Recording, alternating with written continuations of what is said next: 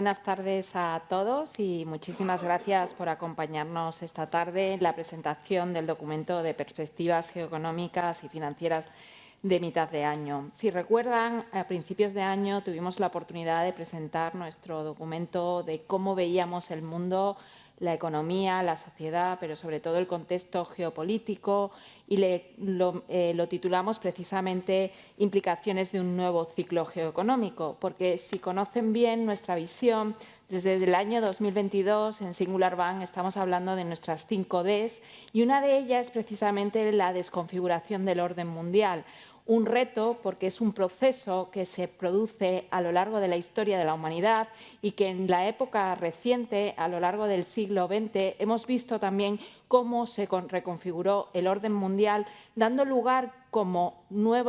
base de las reglas del juego, precisamente después de la Segunda Guerra Mundial, a ese dividendo de paz que hemos disfrutado, especialmente los europeos, denominado la Pax Americana. Y precisamente este año, en el 2025, como pueden ver en el gráfico, lo hemos marcado como el inicio precisamente de ese proceso de reconfiguración del orden mundial, donde, si me lo permiten, al final de mi exposición les daré algunas pinceladas, porque es impredecible decir todavía, y yo al menos no me lanzo a ello, a decir cómo va a ser el futuro orden mundial. Un orden mundial, una desconfiguración que se ha acelerado precisamente con la llegada de Donald Trump a la Casa Blanca, en un segundo mandato que hemos visto marcado todavía con más impredecibilidad que su primera mandato durante los años previos a la pandemia. Precisamente desde Estados Unidos nos ha llegado muchísimo ruido. Hemos oído a un presidente de Estados Unidos hablarnos de que quiere crear una nueva era dorada en Estados Unidos, hablarnos de aranceles, hablarnos de recortes fiscales, hablarnos de recuperar la soberanía o hacer Canadá un Estado más, recuperar también el control del Canal de Panamá y también hacerse con el control de Groenlandia. Temas que, como saben, si nos siguen, hemos analizado profundamente, no solamente este año, sino que ya llevábamos años hablando del reto, por ejemplo, que representaba precisamente el Ártico. Pero un ruido que nos habla de cómo lo que está imperando en la economía actualmente y en la sociedad es la fragmentación, el populismo y, si me lo permiten, el nacionalismo económico, porque las tesis del MAGA, de Make America Great Again, no son solo exclusivas de Estados Unidos, porque también hay otra potencia, que es precisamente China, que de forma muchísimo más silenciosa, pero que si seguimos los mensajes claves tanto del presidente Xi Jinping como de lo que se han dicho en la cumbre de las 2 sesiones que marca la toma de decisiones de política económica del Partido Comunista Chino, pues estamos hablando también de un nacionalismo económico, porque lo que están defendiendo es crear una economía resiliente, una autonomía estratégica, crear también una estrategia después del Made in China 2025, donde han logrado erigirse como potencia hegemónica en ámbitos tecnológicos como el coche eléctrico, la batería, la energía renovable, pero incluso también los trenes de alta velocidad. Estamos viendo también que, a pesar de defender el libre comercio, si me lo permiten, es una defensa impostada, porque no están permitiendo que las empresas de Estados Unidos o de Europa operen con libertad sus inversiones sin necesidad de ningún tipo de escrutinio o de tener un socio local chino. Pero a la vez también están impulsando una sobrecapacidad productiva que representa de alguna forma una amenaza para la competitividad de las empresas tanto de Estados Unidos como de Europa. De ahí ese tensionamiento de las relaciones comerciales, pero también geopolíticas, que se están produciendo y que, desde mi punto de vista, los últimos acontecimientos que vamos a analizar que se están produciendo en torno a Israel e Irán es un reflejo más de esa lucha por quién es finalmente la potencia hegemónica en las próximas décadas. Dicho esto, les planteé hace meses, si recuerdan, que Estados Unidos se había metido en un complejo trilema, porque es imposible lograr estabilizar o reducir un déficit público que de forma estructural alcanza el 6,5% del PIB, es el mayor déficit público de los países del G7, con una deuda que supera ya el 100% del PIB y en un contexto en el que Donald Trump cree que va a lograr recaudar con esos aranceles parte de los ingresos o de la rebaja de impuestos que va a realizar con esa ese presupuesto que ha planteado, donde rebaja los impuestos de forma acusada y a la vez que plantea recortes en cuestiones críticas para los estadounidenses, sobre todo los de menores renta, como es el Medicare. Pero no solamente está intentando con los aranceles lograr una consolidación fiscal, sino que también con esos aranceles pretende hacer un proceso de reindustrialización en Estados Unidos en un contexto en el que la historia económica lo que demuestra es que precisamente los países que optaron en la década de los 80, como fueron los países de América Latina, en introducir aranceles para limitar las importaciones y crear de esta forma un sector industrial que sustituyera la volatilidad de los precios de las commodities y diversificara las aportaciones al crecimiento de esos países, fue absolutamente un fracaso, porque lo que sumió a América Latina fue precisamente en elevados niveles de deuda, en empresas poco eficientes, con poca innovación tecnológica, y dio lugar, como ustedes saben, a una década perdida en términos de progreso económico. Y además, porque Estados Unidos tiene un problema adicional, que también nos ocurre en otros países avanzados, donde se ha producido un proceso de desindustrialización acelerado. Es el hecho de que muchos de esos estados no cuentan con una base industrial y tampoco con talento, hasta tal punto que el 80% de los americanos consideran que están de acuerdo con que Trump lidere esta reindustrialización, pero también el 80% declara que no están dispuestos a trabajar en el sector manufacturero estadounidense, algo que yo creo que es extrapolable a lo que podemos pensar incluso los propios españoles. Pero el tercer trilema, la tercera pata de este trilema, es que precisamente también combina de forma un poco extraña un aislacionismo con el expansionismo, es decir, quiere utilizar también esos mecanismos de arancelarios o otras medidas que ha introducido precisamente en ese presupuesto que ha planteado, donde podría implantar un gravamen, un impuesto de hasta el 20% a los inversores extranjeros cuyo sistema fiscal o sus medidas de política económica vayan en contra de los intereses de Estados Unidos, pues es contradictorio con ese deseo de aislarse, es decir, de retirarse, de dejar de ser el vigilante del mundo. Una combinación de medidas que, en el fondo, lo que ha hecho ha sido erosionar la confiabilidad de Estados Unidos y que está poniendo en cuestión el papel del dólar como moneda de reserva mundial.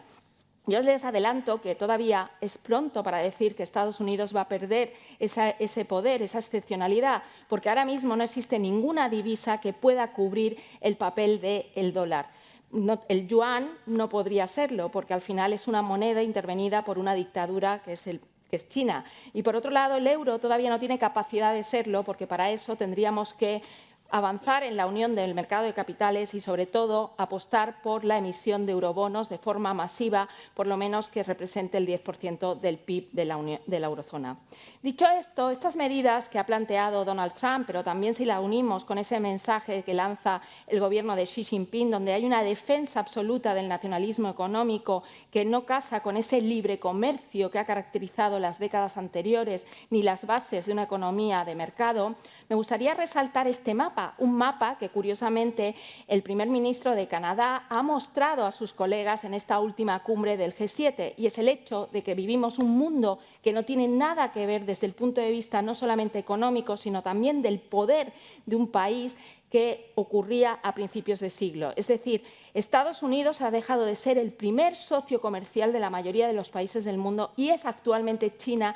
el primer socio comercial de 154 países del mundo, incluido España, y esto, lógicamente, le da un peso económico, pero también una influencia geopolítica, sobre todo en los países del sur global, donde ha implementado esas medidas y esas inversiones a través de la iniciativa Belt and Road. Pero también China, además de este poder económico, tiene un poder todavía mayor, porque tiene muchas cartas para jugar esta partida. Podría bloquear el estrecho de Taiwán, ocasionando un shock, una perturbación enorme en el comercio mundial y en la economía mundial. Podría optar por vender los bonos estadounidenses que tiene, pero sobre todo es el monopolista de algo que se ha vuelto crítico para esta nueva economía que viene marcada por la digitalización, por la inteligencia artificial y la necesidad de desarrollar los coches eléctricos y otros tipos de tecnología, que es precisamente las tierras raras. Estados Unidos tiene el monopolio, controla el 90% de la producción mundial y el 70% de su procesamiento. Y esto, lógicamente, sitúa a Europa y a Estados Unidos en un contexto de debilidad, porque si no tienen esos suministros de esas materias críticas, podría verse afectada la industria no solamente del automóvil, de las telecomunicaciones, de la generación de semiconductores, del desarrollo de la inteligencia artificial, sino incluso también el desarrollo de esos planes de rearme tan necesarios que tenemos que abordar precisamente por la amenaza que representa ese eje, si me lo permiten, del mal, que está formado por una alianza constituida por China, Rusia, Irán y Corea del Norte. Dicho esto, también es importante ver en qué está poniendo el foco China. A pesar de sus problemas económicos, esa sobrecapacidad, esos problemas de deflación, ese deterioro de sus cifras de producción industrial, también del sector exterior debido al impacto de los aranceles, pero sobre todo a la persistencia de la crisis inmobiliaria en un contexto de una demografía donde China no solamente sufre el envejecimiento de la población, sino que también pierde población. China ha apostado por mantener esa sobrecapacidad. Actualmente está financiando y manteniendo muchas empresas absolutamente ya zombies, ¿no?, que no acaban de cerrar porque precisamente quieren evitar destrucción de empleo y con ello un descontento social mayor. Sobre todo, lo que se ha decidido es, una vez finalizado el Made in China 2025, vamos a seguir liderando las tecnologías disruptivas, es decir, vamos a intentar ser el campeón mundial en el desarrollo de inteligencia artificial, de robótica, también el control del espacio, que va a ser un tema crítico, y también en la computación o en el desarrollo de tecnologías asociadas a la biomedicina o a la biotecnología. Dicho esto, en este contexto me gustaría recalcar que, evidentemente, con esas incertidumbres, y ahora analizaré las consecuencias que puede tener la situación que estamos viendo en Oriente Medio y que cada día que pasa se complica, si me lo permiten, un poco más, nuestro escenario base antes de que realmente estallara esta nueva derivada de lo que ocurre en Oriente Medio, pero también en la reconfiguración del orden mundial que he comentado, nuestras perspectivas es de una fuerte desaceleración económica del crecimiento en Estados Unidos, proyectando un crecimiento del torno al 1,6%. La FED ayer dio un crecimiento del 1,4% y esto llevaría al crecimiento de Estados Unidos lejos de esa excepcionalidad que ha mostrado en los últimos años, a registrar un crecimiento económico por debajo del potencial del 1,8%, y sería su menor tasa de crecimiento desde el año 2001 si descontamos los años de la recesión financiera global, pero también el año de la recesión del COVID. En el caso de Europa, no sé lo que opinará nuestro invitado, Miguel Otero. Proyectamos un crecimiento de en torno al 1% y esto está explicado por ese efecto de un avance mayor de la moderación de los tipos de interés, el proceso desinflacionista que ha avanzado en los últimos meses por la corrección del precio del petróleo, que podría revertirse si vamos a un escenario más complejo en lo que ocurre entre Israel e Irán, pero también se debe a que el mercado laboral sigue mostrando resiliencia, también a que los hogares europeos tienen unas grandes bolsas de ahorro, a diferencia de lo que ocurre en Estados Unidos, donde han agotado precisamente todo ese ahorro embalsado que tenían los hogares durante la pandemia. Y en un contexto en el que China podría moderar su crecimiento hasta un 4,6% y en el que seguimos viendo que quien va a liderar el crecimiento dentro de la región Asia-Pacífico es precisamente India, no solamente por ese dividendo demográfico que tiene, sino también porque se está erigiendo en un actor fundamental en esa reconfiguración también de las cadenas de valor. Dicho lo cual, este escenario está marcado por la volatilidad y porque, no nos engañemos, la incertidumbre es nuestra nueva normalidad y nuevamente nos encontramos ante un evento histórico de una magnitud que no sabemos anticipar todavía ni prever, donde precisamente estamos asistiendo a un contexto en el que Israel no solamente está atacando a Irán para frenar el desarrollo de su plan nuclear, sino porque también en esta reconfiguración del orden mundial Israel ha decidido, y no sabemos si con el apoyo o no de Estados Unidos, acabar con el régimen de los ayatolás, porque Irán es precisamente una piedra angular de ese eje y un apoyo clave para China y Rusia en la región, en un contexto en el que desde que se produjeron los atentados del 7 de octubre Israel ha mermado la capacidad de los proxies iraníes, precisamente a la milicia de Hamas, pero también a la de Hezbollah en el Líbano, y también hemos visto cómo caía el régimen de al-Assad en Siria, ¿no?, que era también una pieza clave para los intereses rusos y, de alguna forma, también de China. Dicho esto, no sabemos el escenario, podría ser una guerra directa, que es lo que hay actualmente, donde nos preocupa que se produzca ese cierre del estrecho de Hormuz, donde podríamos ver que finalmente Estados Unidos entra en el conflicto y, lógicamente, eso podría dar lugar a una conflagración regional, porque Irán podría optar por 3 estrategias. La primera es atacar intereses de Estados Unidos en la región. Se calcula que hay 40.000 soldados desplegados en esa zona con sus bases militares, con lo cual eso sería una opción para el ejército iraní, pero el ejército iraní también podría decidir que ataca a los aliados de la zona, como puede ser Arabia Saudí, o finalmente actuar sobre ese estrecho de Hormuz, donde circula aproximadamente el 20% del petróleo mundial a lo largo del año. Dicho esto, en esta situación, lógicamente, más allá de las tensiones geopolíticas y de que se confirma esa tesis de que vamos a un nuevo orden mundial y a una reconfiguración, esto genera nuevamente volatilidad, deterioro en la confianza, tiene impacto sobre la inflación. Ya estamos viendo repuntar el precio del Brent, pero también estamos viendo cómo repuntan los fletes debido a las perturbaciones que se producen en el tránsito de mercantes por el Mar Rojo, pero también esto puede provocar una desaceleración mayor del comercio mundial y, por lo tanto, del crecimiento mundial. Dicho esto, nosotros hemos dibujado 4 escenarios donde, si se produce el cierre del estrecho de Hormuz, el Brent podría llegar a un 130% y eso, lógicamente, repuntaría las tasas de inflación y provocaría que los bancos centrales, es decir, el Banco Central Europeo, no pudiera realizar una nueva rebaja de los tipos de interés en el 4º trimestre y, en el caso de la FED, que este año ya no habría bajadas de tipos de interés, en un contexto en el que el peor escenario es que hubiera una guerra generalizada en la región y, por tanto, con sus derivadas a nivel mundial, en el cual podríamos ver que la inflación repuntaría nuevamente a niveles observados durante la crisis inflacionistas que hemos vivido y en el que las economías avanzadas entrarían en un proceso de estanflación y los bancos centrales a lo mejor tenían que revertir esas bajadas de tipos de interés que ha realizado, por ejemplo, el Banco Central Europeo.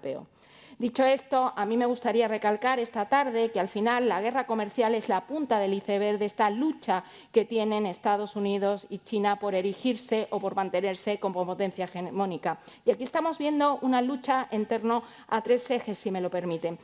La primera es el control de las cadenas de suministro, de las tierras raras, de los semiconductores, de las materias primas alimenticias, de los medicamentos, pero también el control de las tecnologías que van a ser clave, como la inteligencia artificial, la energía, una energía que vamos a necesitar no solamente de la transición energética renovable, sino también de la energía nuclear, de la biotecnología, la computación, el espacio, pero también quién va a marcar las nuevas normas que van a regir la gobernanza del mundo. Es decir, en definitiva, ¿quién va a ser la nueva potencia hegemónica? Y esto me lleva a un escenario donde les decía que me es muy complejo definir cómo va a ser el nuevo orden mundial. Podríamos encontrarnos a que vamos a una época de desorden mundial, donde no hay nadie que sea la potencia hegemónica, o que se erige una nueva bipolaridad entre Estados Unidos y China, parecida a lo que vivimos durante la Guerra Fría entre Estados Unidos y Rusia, donde precisamente surgen diferentes estándares tecnológicos y se crea un muro de Berlín tecnológico, o vemos, que esa es mi esperanza como europea, pero también porque creo que ahora mismo es el continente que más defiende en lo que creemos que son las democracias liberales, en el que la Unión Europea logra vertebrarse y surge como una alternativa para aquellos países que no quieren un mundo marcado precisamente por esa bipolaridad. Dicho lo cual, ¿por qué quiero ser optimista con la Unión Europea? No solamente por cosas que comentaremos con Miguel Otero, el nuevo liderazgo en Alemania, ese plan de infraestructuras, el hecho de que los países nórdicos están apostando también por aumentar el gasto en cuestiones críticas, sino también porque el Reino Unido vuelve a mirar a Europa y se vuelve a vertebrar ese eje que ha sido siempre clave en el avance de la Unión Europea, que es el eje Francia-Berlín. Dicho esto, ¿por qué soy optimista? Porque cuando se le preguntan a los países de ASEAN que si en un contexto en el que aumentaran las tensiones entre Estados Unidos y China, ¿cuál sería su mejor aliado, la alternativa? Estos países, de forma mayoritaria, apuestan por la Unión Europea y, lógicamente, por Japón, pero con Japón en menor medida y tiene un sentido, por geografía es su país más próximo. Con lo cual, Europa ciertamente tiene una oportunidad, es decir, no solamente tenemos que resolver las cuestiones internas en clave europea, sino que tenemos que abrir los ojos, reconstruir nuestras relaciones con Estados Unidos, porque hay que recordar que Estados Unidos, la administración Trump, será transitoria y, por otro lado, tenemos que mirar precisamente a esos países que son críticos en esta reconfiguración del orden mundial, como es la región de Asia-Pacífico. En un contexto en el que, en esta lucha por quién se hace con el dominio de la tecnología, pero también cómo avanzan estas tensiones geopolíticas, podemos ir a una era de muchísima transformación y de avance y de progreso parecida a la que viví en mi niñez en los años 80 o quizás parecido a esos felices años 20 que nos mostraba el cine, o por el contrario, si seguimos aumentando la fragmentación y seguimos apostando por separarnos, por esas colisiones entre titanes, incluso a nivel nacional, pues desgraciadamente podríamos atravesar un periodo de estanflación o de populismo parecido a la década de los años 70. En cualquier caso, como siempre les recuerdo, y con esto acabo y le cedo la palabra a Roberto,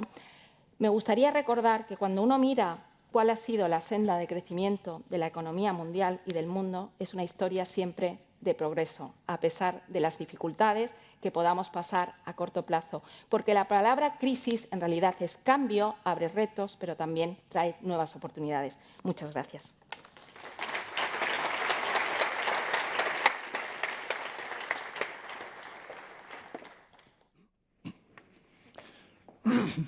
Muy buenas tardes, muchas gracias por venir.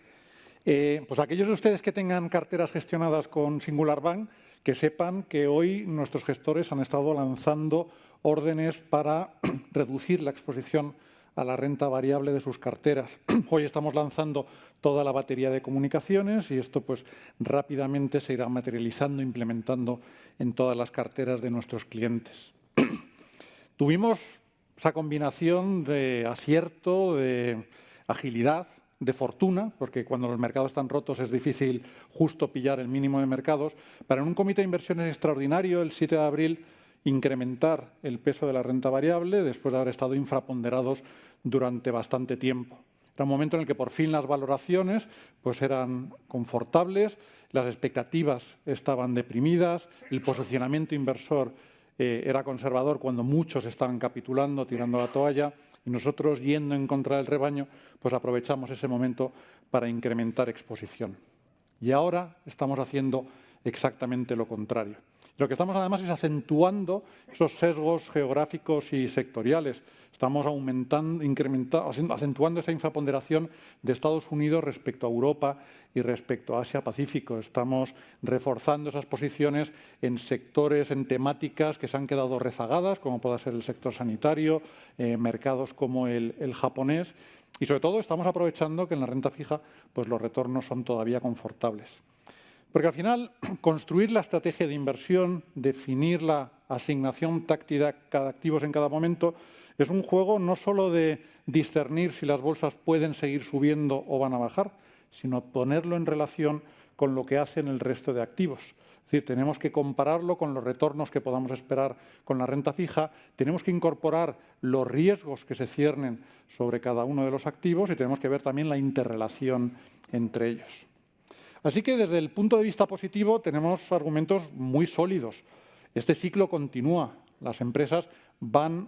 cotizadas al menos, van a seguir registrando crecimientos bastante robustos de sus beneficios. Siguen siendo máquinas en general muy eficientes de arbitrar los distintos factores productivos, de aprovechar las mejoras tecnológicas, la porción de la tarta de valor añadido que nos llevamos los trabajadores va menguando, sobre todo en Estados Unidos. Hemos tenido una bajada de los costes de financiación,